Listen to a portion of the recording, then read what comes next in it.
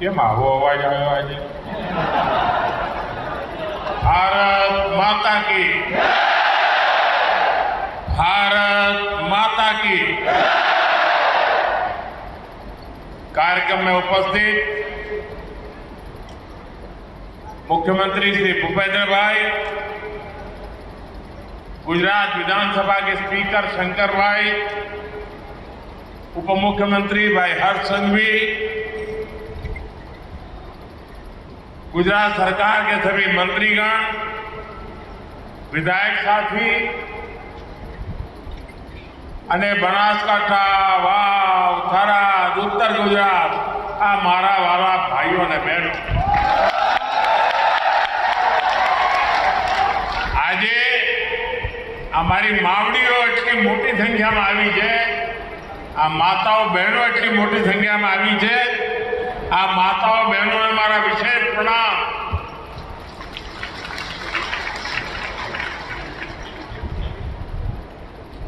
अभी कुछ ही दिन पहले पावन नवरात्रि का पर्व पूर्ण हुआ है।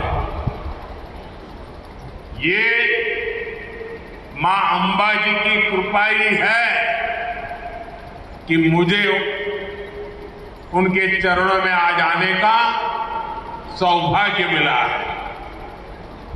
उनकी कृपा से आज आप सबके, मेरे अपने परिवारजनों के, आप सबके दर्शन करने का मुझे आज लाभ मिला। मैं मां अंबा जी के चरणों में प्रणाम करता हूं। हमारे वराह स्वरूप भगवान श्री धरणीधर जी અને આપણા મુછાળો શામળો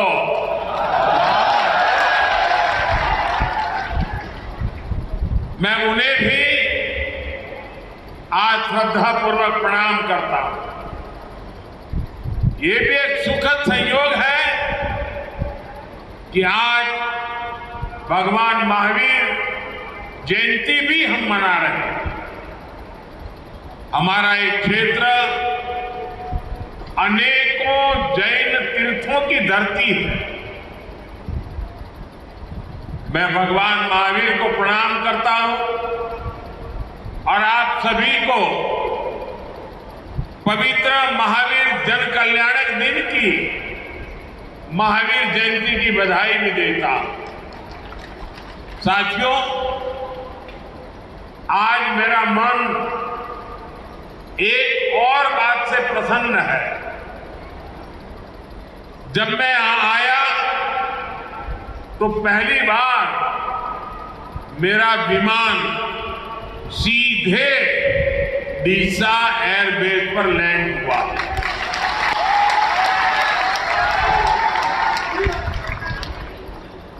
डीसा का यह एयरबेस अंतर्राष्ट्रीय सीमा से केवल 130 किलोमीटर की दूरी पर है। आप समझ सकते हैं कि ये देश की सुरक्षा के लिए भी कितना अहम है। लेकिन साथियों, डीसा एयरपोर्ट के इस प्रोजेक्ट का, उसका विचार आज से प्रारंभ नहीं हुआ। जब मैं यहां मुख्यमंत्री था तब से हमने जमीन एक्वायर की, मेरे किसान भाई बहनों ने जमीन दी और हम चाहते थे कि राष्ट्रीय सुरक्षा के लिए, भारत की पश्चिम सीमा की सुरक्षा के लिए ये डीसा अत्यंत महत्वपूर्ण स्थान है। यहां एयरबेस होना बहुत जरूरी है। लेकिन पता नहीं उस समय दिल्ली में जो लोग राज करते थे, उनको गुजरात के प्रति पता नहीं क्या नफरत थी। राष्ट्र की सुरक्षा का एक प्रोजेक्ट भी सालों तक फाइलों में दबा रहा। आपने जब मुझे दिल्ली भेजा तो मैंने उन फाइलों को बाहर निकाला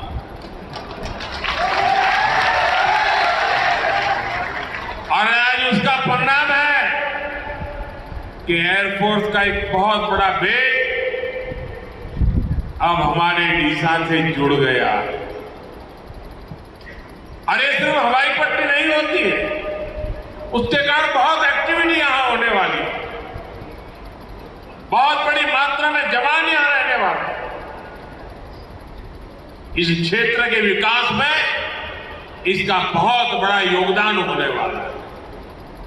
लेकिन ये विलंब जो हुआ वो दिल्ली में उस समय जो कांग्रेस की सरकार थी उसके कारण हुआ, उसके रवैये के कारण हुआ और राष्ट्रीय सुरक्षा के प्रति इतनी उदासीनता देश कभी भी माफ नहीं करता।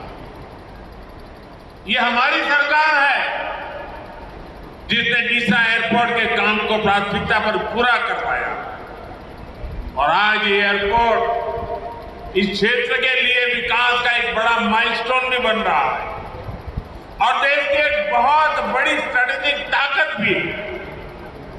मैं इस एयरपोर्ट के इस क्षेत्र को फिर से आप सबको बधाई देता हूं। साथियों, वाव, थराद, बनासकांठा का एक क्षेत्र आप सब जानते हैं यहां से मेरा कितना लगाव रहा है। અહીંના કોઈ ગામડું એવું નહીં હોય કે જેની જોડે મારી યાદો ન હોય। આજે હું આવ્યો તો ઘણા બધા જૂના જૂના લોકોના ચહેરા જોવાનો મને અવસર મળ્યો અને રોડ શો પણ એટલો ભવ્ય કર્યો કે એના કારણે મને એક લાભ થયો। ખૂબ મોટી સંખ્યામાં જૂના લોકોને જ્યારે દૂરથી પણ મળવાનો મને મોકો મળી ગયો અને જ્યારે હું સંગઠનનું કામ કરતો હતો ત્યારે તો હું ખૂબ અહીંયા ફર્યો છું, સ્કૂટર પર આંટા મારતો, આપ સૌને મળવાનો મોકો મળતો અને આપણા ઉત્તર ગુજરાતમાં આવીએ એટલે માતાઓ બહેનો સરસ મજાના રોટલા ટીપીને ખવડાવે, બાજરીના રોટલા, ઘી, ગોળ, ઠંડી ચટણી, માખણ તાજું, आप सबनो स्नेह, आपने अपार प्रेम क्यारे भूली नहीं सकूं અને જેટલો સ્નેહ આપ સૌએ મને આપ્યો છે પરિવારના એક દીકરાની જેમ જેમે મોટો કર્યો મને અને એટલે જ્યાં છું ત્યાંથી આપના સ્નેહને વિકાસ કરીને વ્યાજ સહિત ચૂકવવાની મહેનત કરું છું। અહીં સંગઠનના અનેક જૂના જૂના કાર્યકર્તાઓ છે જેમણે દિવસ રાત એમની સાથે મને કામ કરવાનો અવસર મળ્યો છે। અનેક વડીલો હવે રહ્યા નથી પણ એમની સાથે મને ઘણું બધું શીખવાનું મળ્યું છે। એવા બધા સાથીઓ આજે ભાજપાના કાર્યકર્તાઓની એક નવી પેઢી આખી મારી સામે છે અને આવી સફળ પેઢી હોય ને તો આપણને જીવનમાં કંઈક કર્યાનો સંતોષ થતો હોય। मैं देख रहा हूं आज हमारे युवा कार्यकर्ता संगठन के कामों को उसी कुशलता के साथ आगे बढ़ा रहे हैं। ये कार्यक्रम, ये रैली, इसका संयोजन इतनी बड़ी संख्या में आप सबकी यहाँ उपस्थिति ये इसका सबूत है। वो यहाँ બંને ખૂણામાં ગયો મને એમ કે દૂર દૂર સુધી એકવાર હાથ તો ફેર હલાવો પરંતુ મારી નજર જ્યાં પહોંચે એનાથી પણ દૂર દૂર લોકો બેઠેલા છે, બીજા મોટા ભાગના લોકો બહાર ઉભેલા છે। बनासकांठा के अलावा पाटण, मेहसाणा, समेत कई जिलों के लोग भी आज मुझे उनके दर्शन करने का मौका मिला। मैं आप सबका इसके लिए बहुत बहुत अभिनंदन करता हूं। खास કરીને हमारी माताओं बहनों ने फिर एक बार प्रणाम करूं। साथियों, आज से 25 साल पहले आपने मुझे बनासकांठा और इस क्षेत्र के विकास का दायित्व सौंपा। मैं जब तक गुजरात में रहा, मैंने इस काम को मिशन मोड में किया। हो सके उतना गुजरात को आगे बढ़ाया। दशकों से आपको जो परेशानियां हो रही थी, जो इस क्षेत्र की उपेक्षा हो रही थी, उन सारी कठिनाइयों का अंत हुआ।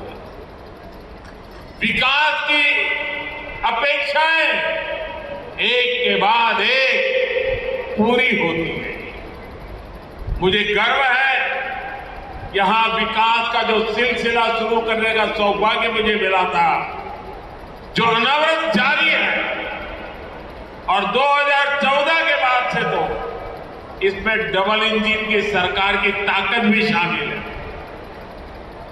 आज भी यहां केंद्र और राज्य की करीब 20,000 करोड़ रुपए की परियोजनाएं शुरू हो रही है। 20,000 करोड़ रुपया। इस प्रोजेक्ट से इस पूरे इलाके की तस्वीर बदली। ऊर्जा, सड़क, रेलवे और हाउसिंग सेक्टर से जुड़े ये प्रोजेक्ट यहां के जीवन को एक नई गति देंगे। मैं इन सभी विकास कार्यों के लिए वाव, थराद, बनासकांठा और पूरे गुजरात को बहुत बहुत बधाई देता हूं।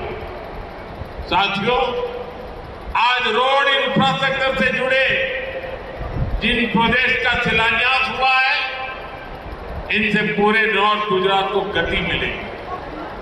यहां नए अवसर पैदा होंगे।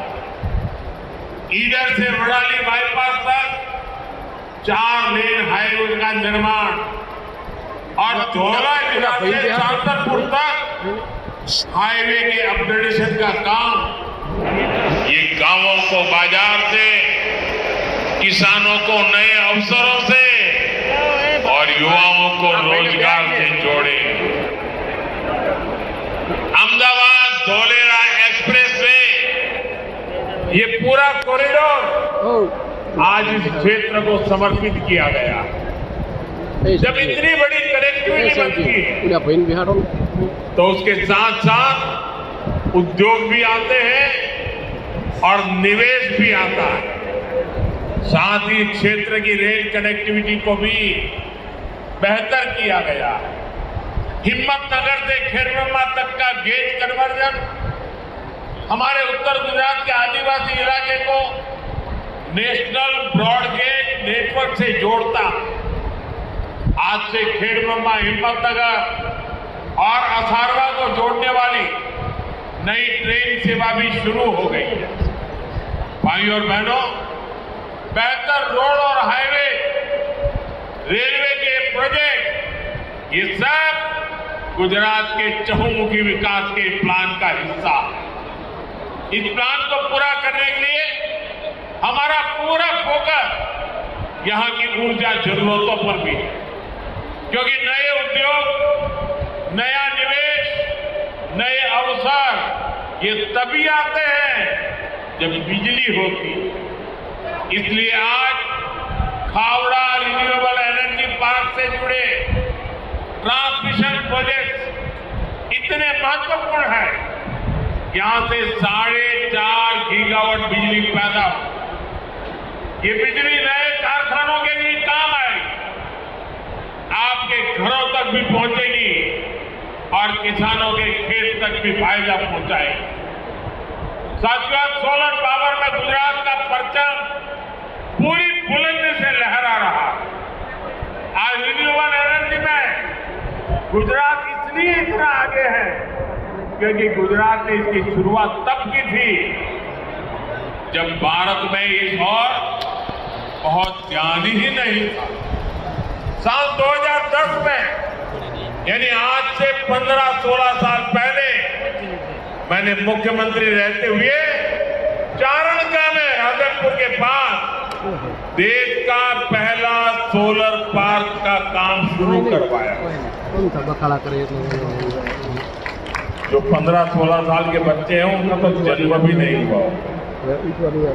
ये अपने में एक मल्टी टेक्नोलॉजी पार्क है जिससे सोलर एनर्जी का मूवमेंट शुरू।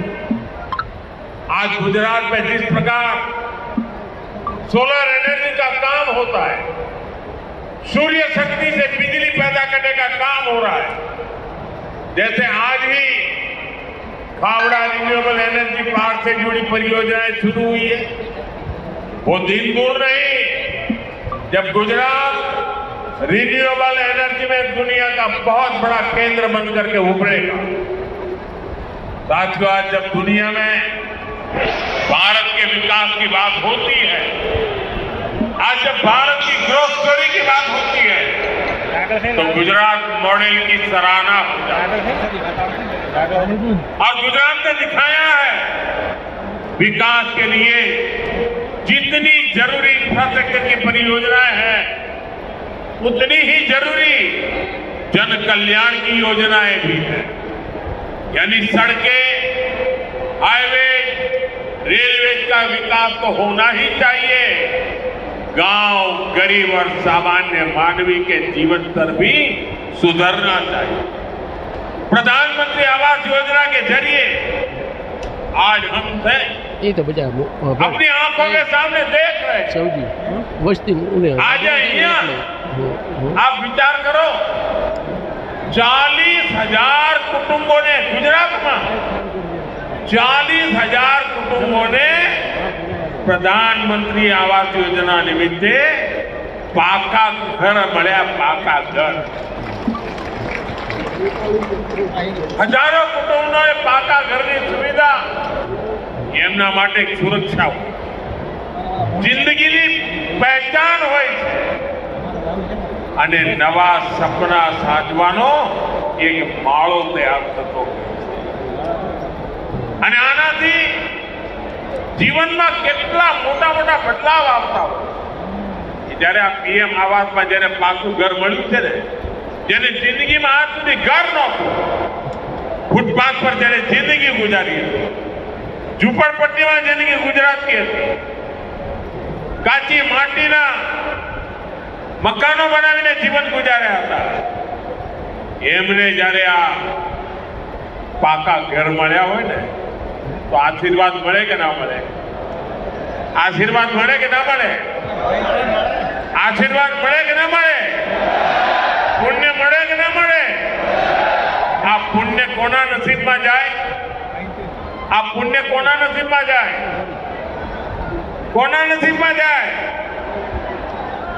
આજે 40,000 કરોડ લોકોને ઘર મળ્યા છે ને, એમના આશીર્વાદ, એના પુણ્યના अधिकारी तबे बता छो, देशना नागरिको छो। कारण तमारा एक वोटनी ताकत जेने मने आ सेवा करवानो अवसर आप्यो अने अहींया 40,000 लोकोना पोताना पाका घर बनी गया। आ पुण्यना साचा हकदार तबे छो, हूँ तो निमित्त छूं। मैं पीएम आवास के सभी लाभार्थी भाई बहनों आज इसके लिए बहुत बहुत बधाई देता हूं। साथियों, आज आपके बीच आया हूं तो यहां का दशकों पुराना हाल भी याद आ रहा। वो दिन कोई नहीं भूल सकता जब उत्तर गुजरात का नाम आते ही लोगों के मन में एक अलग ही तस्वीर बनी। सूखा, दुष्काळ, अकाळ, पाणीनी अछत, 10 વર્ષમાં 7 વર્ષ દુકાળ પડે, पानी भरवा माटे 3-4 किलोमीटर માટલા લઈને જવું પડે, संघर्ष से भराए जीवन और कांग्रेस सरकारों द्वारा हमारी निरंतर उपेक्षा। हमसे कौन भूल सकता है वो दिन जब कई किलोमीटर दूर से पानी लाना पड़ा। घर की महिलाएं, बहन बेटियों का बहुत सारा समय पानी की व्यवस्था करने में खर्च हो जाता है। पानी की किल्लत के कारण किसानों को भी मेहनत का सही मूल्य नहीं मिलता। पशुपालक भी अपने पशुओं के पानी और चारे की चिंता में रहते हैं। ये समस्या लंबे समय से चली आ रही है। આપણે પહેલા ઢોરવાડા ચાલે, ઉનાળો આવે ને એટલે ઢોરવાડા ચાલે અને સરકાર ઘાસ પહોંચાડે, પીવાના પાણીના નતા હોય। બે દાયકા થઈ ગયા, બધું બંધ થઈ ગયું, ક્યાંય જોવા નથી મળતું, જરૂરત નથી। ये गुजरात के लोगों का जज्बा था कि हमने मिलकर अपनी मेहनत से नियति को बदलने का संकल्प लिया। हमने सुजलाम सुफलाम योजना के जरिए पानी की समस्या का समाधान किया। नर्मदा का पानी दूर दूर तक पहुंचने लगा, सिंचाई की व्यवस्था बनी। साथियों, आज यहां का किसान एक फसल पर निर्भर नहीं है, वो अपने हिसाब से खेती की योजना बना रहा है। बनासकांठा का नाम आज जिस तरह आलू उत्पादन में उभरा है, वो अपने आप में एक मिसाल है। इसी तरह भाइयों बहनों, आज हम विकास के जिन कामों को आगे बढ़ा रहे हैं, उनका लाभ पूरे उत्तर गुजरात को, वाव, थराद, बनासकांठा, पाटन और महसाना, हर जिले के लिए नए अवसर पैदा होंगे, बेहतर जीवन के रास्ते खुलेंगे। साथियों, गुजरात की सबसे बड़ी ताकत है, इसने लगातार 25 वर्ष से विकास के महाअभियान को रुकने नहीं दिया। गुजरात ने नए कीर्तिमान बनाए, अपने कीर्तिमानों को खुद ही तोड़ा, फिर नए कीर्तिमान बनाए, फिर कीर्तिमान को तोड़ा, फिर कीर्तिमान नए बनाए। अभी गुजरात के इंफ्रास्ट्रक्चर प्रोजेक्ट का जिक्र हुआ। इसी तरह हमने पूरे गुजरात में गांव गांव को अच्छी सड़कों से जोड़ा, हाई स्पीड हाईवे बनाए, वंदे भारत जैसी हाई स्पीड ट्रेनों की सुविधा भी गुजरात को मिल रही है। भाइयों बहनों, 2005 में मैंने विकास को गुजरात के कोने तक पहुंचाने के लिए शहरी विकास वर्ष की शुरुआत की। तब इसका बजट करीब 650 करोड़ रुपये था, लेकिन विकास का पहिया इतनी तेजी से घुमा कि आज ये बजट 33,000 करोड़ रुपए से ज्यादा हो गया। इसी दिशा में 9 नई महानगर पालिकाओं के लिए 2,300 करोड़ रुपए के करीब 300 प्रस्ताव स्वीकृति के लिए आए। 72 नगर पालिकाओं को अपग्रेड किया गया। गुजरात सरकार ने इस साल प्रदेश का जो बजट पेश किया है, वो बजट भी 4 लाख करोड़ से ज्यादा का है। ये पैसा गांव, कस्बे और शहरों के कायाकल्प के लिए खर्च, गांव गांव बेहतर सुविधाएं बनाई जा रही है, घर घर पाइप से पानी पहुंचाया जा रहा है। भाइयों बहनों, पंचायत से पार्लियामेंट तक जब तक आपका भरोसा बना रहेगा, विकास की सुपरफास्ट एक्सप्रेस को इसी रफ्तार से चलती रहेगी। साथियों, भारत की हमेशा से बड़ी ताकत रही है, मुश्किल समय, कितना ही कठिन समय क्यों ना आए, मुश्किल के समय हमारा देश एकजुट होकर खड़ा होता। बीते कुछ समय से आप देख रहे हैं, दुनिया के कई देश युद्ध, अशांति और अस्थिरता से घिरे। वेस्ट एशिया में जो हालत बने हुए, उनका असर पूरी दुनिया पर है।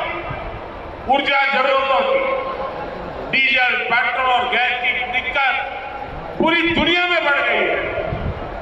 ऐसे संकट में भी भारत ने हालातों को नियंत्रण में बनाए रखा। इसके पीछे देश की सफल विदेश नीति और देशवासियों की एकजुटता की सफलता की ताकत है। लेकिन भाइयों बहनों, दुर्भाग्य देखिए, हमारे देश में कुछ राजनीतिक दल वैश्विक संकट के दौर में भी राजनीतिक रोटियां सेकने के बाज नहीं आ रहे। इसी सियासी षड्यंत्र में सबसे आगे कोई है तो कांग्रेस पार्टी। आज जब देश को एकता और एकजुटता की जरूरत है, कांग्रेस के नेता देश को बांटने में लगे। आज जब देश को भरोसे की जरूरत है, कांग्रेस भय और अफवाह फैलाने में लगी। आज जब देश को संयम की जरूरत है, कांग्रेस लोगों को उकसाने में जुटी।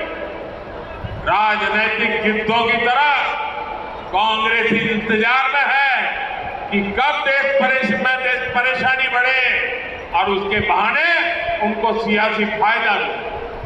भाइयों बहनों, आज दुनिया के छोटे से लेकर बड़े सुपर पावर देशों तक में डीजल पेट्रोल के दाम कहीं 10%, कहीं 20%, कहीं 25% तक बढ़े, लेकिन भारत इसका असर देश की जनता पर नहीं पड़ने दे रहा। कांग्रेस को सहन नहीं हो रहा, इसलिए वो लगातार अफवाहें फैला रही है ताकि देश में डर का माहौल बने और लोग पेट्रोल पंपों और गैस एजेंसियों पर लाइन लगाकर खड़े हो, अव्यवस्था फैल जाए। उसे लेकर ये लोग दुष्प्रचार करें, ये इनकी मंशा है। साथियों, सत्ता से दूरी कांग्रेस पार्टी को बौखला कर दी। अभी दिल्ली में हुई ग्लोबल एआई समिट में भी आपने देखा है, दुनिया भर के मेहमान यहाँ। दिल्ली की एआई समिट की पूरे विश्व में प्रशंसा हो रही थी, लेकिन कैसे विरोध के लिए कांग्रेस के लोगों ने अपने कपड़े तक फाड़ दिए। इनकी कोशिश थी कि दुनिया के सामने भारत की छवि खराब। आज के हालात में भी कांग्रेस भारत में नफरत करने वाली विदेशी ताकतों की भाषा बोल रही है। हमें कांग्रेस के इस षड्यंत्र से सावधान रहना है। साथियों, भारत किसी भी मुश्किल परिस्थिति का सामना डट करके कर सकता है। ये हमने कोरोना काल में भी दिखाया है। उसी तरह इस समय भी साथ रहने का है। हमें इस बात पर गर्व होना चाहिए, आज जब पूरी दुनिया केवल अपने बचाव में लगी है, भारत न केवल स्थिरता बनाए हुए है बल्कि विकास के रास्ते पर भी हर दिन आगे बढ़ रहा है। आज गुजरात में हुए हजारों करोड़ के विकास प्रोजेक्ट का लोकार्पण और शिलान्यास इसका एक जीता जागता उदाहरण है। मैं एक बार फिर आप सबको इन विकास कार्यों के लिए बहुत बहुत बधाई देता हूं। मैं देशवासियों के संयम, सहयोग और अनुशासन के लिए उनका भी बहुत बहुत धन्यवाद करता हूं। यावजो राम राम बधाने, यावजो राम राम। खूब आनंद थयो आज तमे बधाने મળીને।